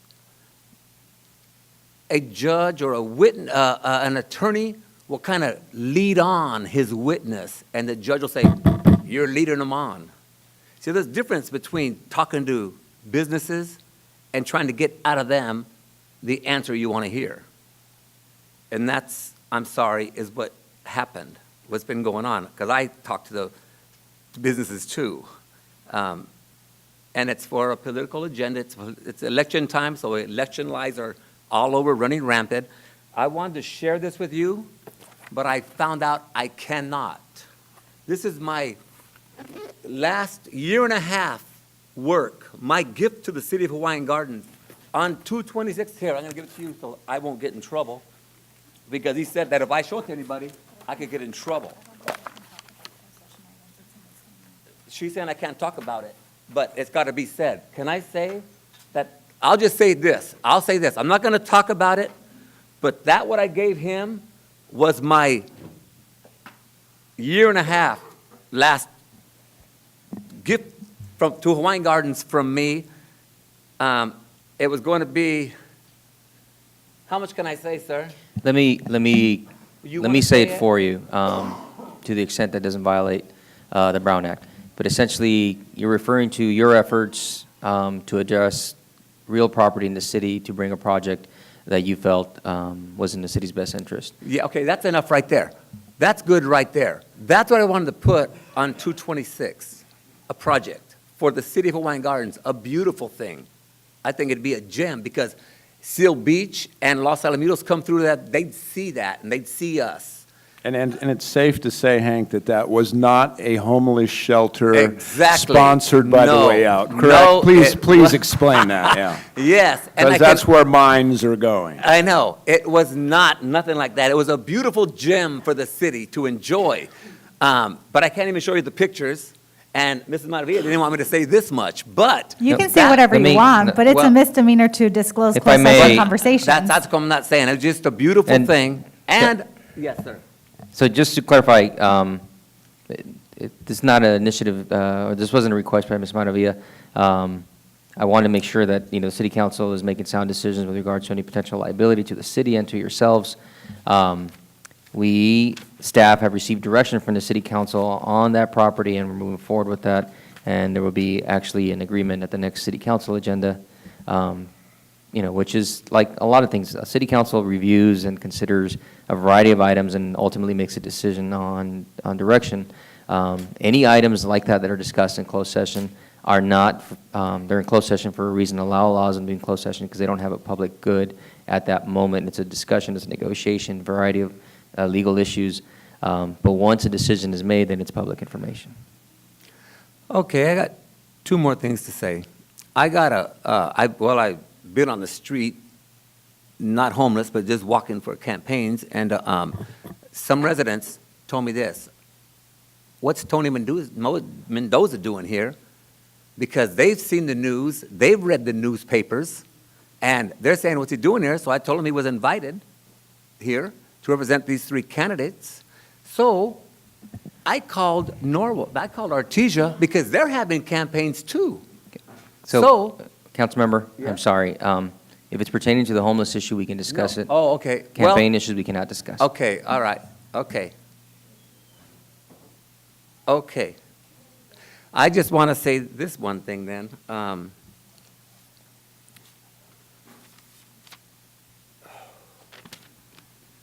Well, I can go on and say, I'm 62 years old and I just had a moment because I had such a good thing to say and it went away. But thank you, everybody. And I just want to say this one thing. You know, my wife works for the ABC School District. As she makes the food and the truck takes the food to the schools, right? Well, they give her what they call an upgrade, so she gets to cut the roses in front of the offices. And she met a homeless lady. And the homeless lady, it's a school in Lakewood. And she said, you know, they don't give our kids free lunch, my kid free lunch. And she goes, yeah, all the schools give it. She goes, no, not this one. And they said that there's a table. And like, see, if a kid don't finish his lunch, he could put an apple or a bag of chips or something on the share table. Now there's a share table, and the homeless kids got to wait around until there's something put on the share table. So then they could eat. Kathy found out, called me right away. I said, no, that can't be. So I go to the Way Out Ministry because I know they have an office there. She calls people, and that school found out because they said, no, that can't be true. When they found out, the teacher told her, well, that's what we were told. They changed the whole policy. That very next day, they all got free lunches. So thank you very much for addressing things and making it happen real quick. It was a mix-up, I guess, but the mix-up was straight. Hats off to Mrs. Terrell Bruce for making the calls. And let me tell you, here's what I was going to say. I went to contract cities. And Hank, other cities, before you move on, let me just thank you personally for that. I love it.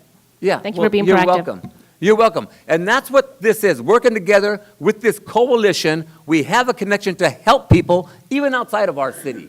That's what it's all about. But let me tell you this, and this amazed me, and I felt kind of proud because there's other cities right now trying to get a coalition together. So they went to this meeting to learn how to get a coalition together, and I'm thinking, man, I've been to our coalition meeting a couple times, and now I don't go because you guys are professionals and you guys talk way above me. So it's a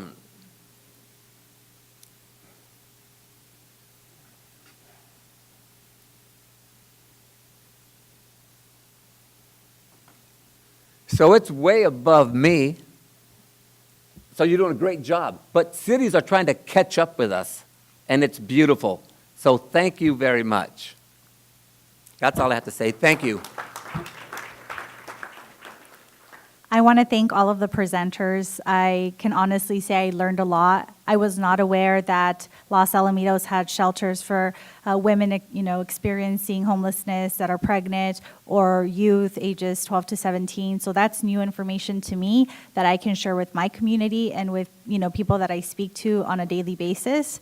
So thank you for that insight. This will be televised and later played on our city channel. And so I also wanted to thank the Sergeant Macy, and I believe Ernie Hernandez was there.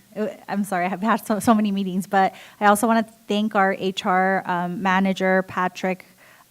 We had a very great discussion with one of our small family-owned businesses, and they were experiencing a lot of issues with our homeless population that do go into their business and will harass the patrons eating, or just several different issues happening there, including allegations that the cops weren't coming, which we're still trying to review that information to see if a call was placed and what the response time was. So I'm just really grateful to the Sheriff's Department, because I really appreciate that positive attitude of, we're not sure what happened, but we're going to find out, and we're going to look at the logs and get back to you. So I do appreciate that. And along those lines, I know that months back, I had attended a public safety meeting at, actually it was at Hanks Church. And there, I kind of talked about, well, it's unfortunate that we have a public safety center, but no one really staffs it on the weekends or in the evenings. So it was really nice to hear that now we have a direct line to our public safety officers. So any business or any member of the community, if it's after hours and you want to contact someone, but it's not necessarily like a 911 emergency, you can call 562-496-1026. And that's a direct line to a cell phone, and it's the same number for all of the public safety officers that are driving around in like a green truck. So Actually, Councilmember Maravilla, if I can interrupt really quick, that's actually our regular hour, business hours number from 8 to 5, Monday through Friday. The after hours number that you're referring to that just got established last week was 562-332-0049, and that phone is active from 4 to 9 p.m., 7 days a week. Thank you. So I had two numbers listed. I thought that was a mobile, but this is a mobile. So Patrick, I hope that we can put this on our city website. It's just really important to, for people to get extra support. So if you do come across someone that is experiencing homelessness, we can, call this number to, hopefully they can also be trained on LA Hop and all of the other avenues that we have, because we want to hit it from all angles. But I will say, in terms of the showers, we did provide showers for a very long time. And at the last homeless town hall, Glenn Cornejo was here, who is a supervisor in recreation. And I used to work in that department years back, and incidents did transpire where needles were left behind. I think an altercation happened between a person experiencing homelessness and some of our staff members. And actually, not too long ago, one of our employees got punched in the face, and I think his nose was broken. And I'm not sure if he was homeless or not, but these are different things that do happen in our center. So it's important to always keep our employees safe and the community that uses our facility safe. So if that is an option that we're going to look at, then I would recommend doing it before the facility opens, and maybe having more security there if we do open it up for people experiencing homelessness. And aside from that, I do want to just reiterate, there's a lot of, I want to thank the ABC Unified School District for being here. I'm an ABC USD graduate, Ferguson and high school here. And it means a lot to me to see the collaboration. And something stuck with me that you said, I think you said, this is a need that often goes unmet, right? It's a never-ending need. And I completely agree with you. It is an unmet need, which is why Measure H did pass. Now, when it comes to our homeless plan, there are a lot of deficiencies that I was hoping to address when the plan was approved that did not get addressed. One of which was actually our school trustee, Chris Apodaca, attended that meeting and said, hey, nowhere in this plan is ABC USD, nowhere on this plan. In fact, we didn't even consult with ABC when this plan was written. And I must have heard incorrectly at the last town hall where, Terrell Bruce said that she wrote the plan. So I'm not sure how that happened, but what I'm trying to get at is this plan has a lot of incorrect information. And I'm very glad that Dandy was at the last town hall where he described how, even whatever's in the plan is obviously not accurate, which is why I was hoping that it wouldn't get approved the way it did. So my goal is to scrap the plan and start over with all of our partners here. And our partner at the city, our community liaison, I know we have a resource center at FEDI. So this is a regional effort, a bigger effort than just Hawaiian Gardens, and we really need to include all of our partners. So if we do scrap this and start over, I want to do it the right way. We've heard a lot of input from the community. I've been taking a lot of notes. I've been reviewing the videos. The FAQ now is out, and we'll be adding to this FAQ, which will later be added to our website. So it's really important to me that we take the community and keep the community in mind, and obviously the school district, because we're such close partners. We use a lot of your facilities for our own programming, so we really appreciate that collaboration. And Dr. Sue has been wonderful. So with that said, I just again want to thank all of the presenters. I look forward to visiting the shelter in Los Alamitos. I wrote down your phone number and your name, so thank you again for your professionalism in facing these challenges with us. So thank you. The wonderful thing about this plan, which I think would be better called a study, but, is that it's a plan that is something that can be worked. As a matter of fact, the reason that we're having these meetings is so we can get input from the community. So this plan is going to be adjusted. There's no need to scrap the plan. That's faulty reasoning. What you do is you add to the plan and you subtract from the plan after community meetings, and once we find other sources that are also helping the homeless in the community and abroad, then we add them to the plan. But there's no reason to scrap the plan. Abby Arnold did a fabulous job on the plan. We paid for the plan. There's no reason to pay for another plan. We are in the process of the study right now. We're in the process of developing a plan that the community will be happy with and that the council can put their stamp of approval on. And that hopefully we can receive Measure H monies for, so that we can use that money on the plan and implement it and help a lot of people. And that's, of course, our end game, right? We want to help people who are experiencing homelessness. We want to see that problem eradicated. I don't know if that's ever going to happen until the Lord comes back, but we can do our best, right? So thank you again for helping. Can we change the terminology from plan to study? Because it's just a study. Nothing's written in stone. Can we call it a study? And then once we come up with all the correct answers, we could make the plan? I beg to differ. It's actually a plan because that is what was filed with LA County.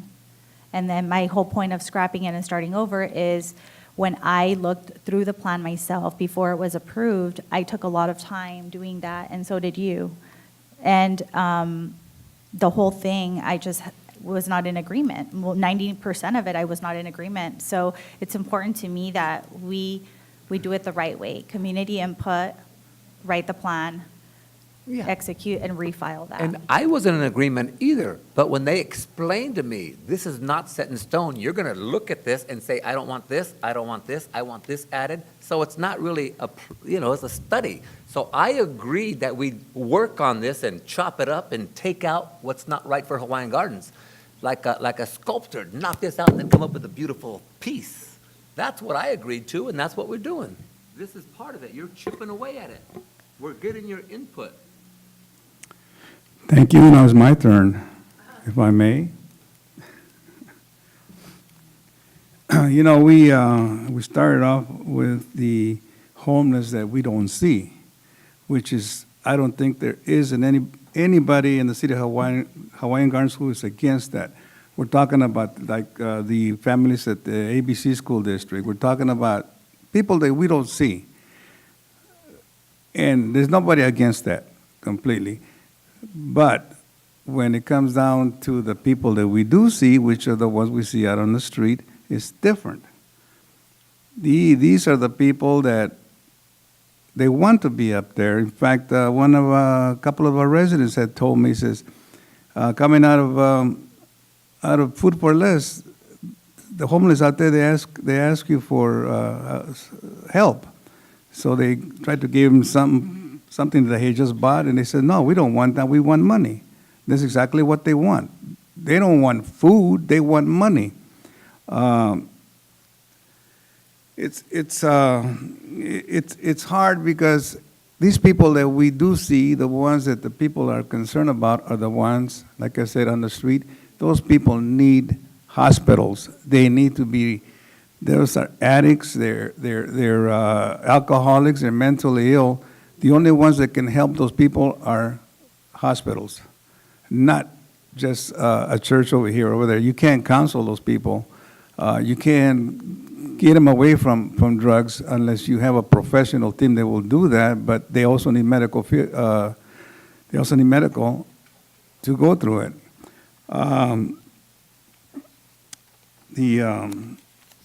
In fact, last Friday, down on Elaine Street, I got a call from some residents. They said there was a lady laying on the sidewalk, halfway between 221st and Civic Center Drive.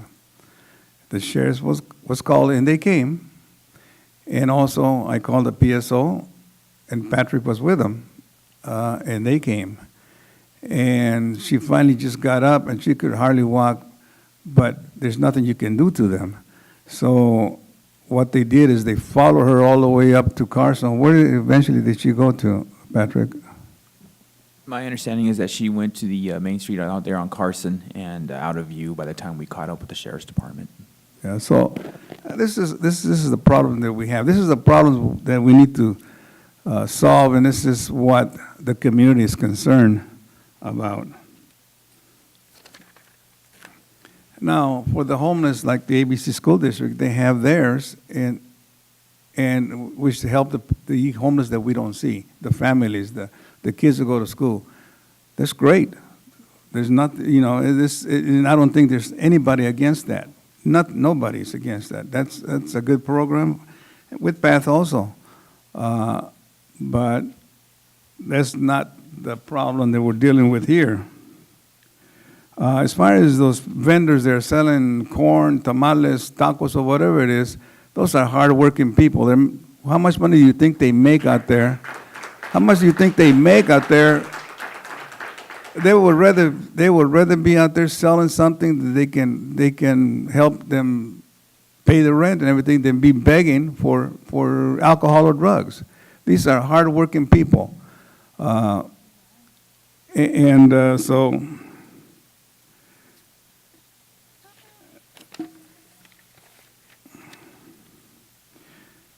Of course, I got